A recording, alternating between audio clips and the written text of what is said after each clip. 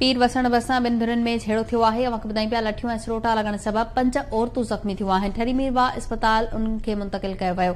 ख़बर आहे कि पीर वसण माजू पिया जिते ॻोठ मेवो ख़ान मंगरियो में घिटीअ जे लंघ तां अली गोहर मंगरियो ऐं वज़ीर मंगरियो जे ॿिनि धुरियुनि में झेड़ो थी पियो।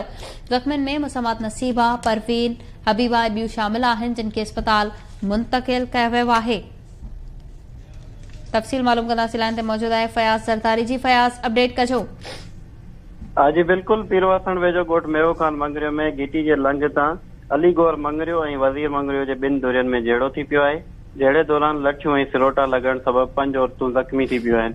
ज़ख़्मियुनि में मुसमात नसीमा मंगरियो, मुसमात परवीन मंगरियो, मुसमात हबीबा मंगरियो, मुसमात बबली मंगरियो ऐं मुसमात यास्मीन मंगरियो शामिल आहिनि, जिन खे पीर वसण पुलिस लेटर ॾेई इलाज ख़ातिर तात्कालिक अस्पताल ठरी मीरवा मुंतक़िल करियो आहे ऐं ॿिन्ही धुरियुनि जे विच में 10 माण्हुनि ते पुलिस एनसी कढे छॾी आहे। जी फयाज़ अली, तफ़सील ॿुधाइण लाइ महिरबानी।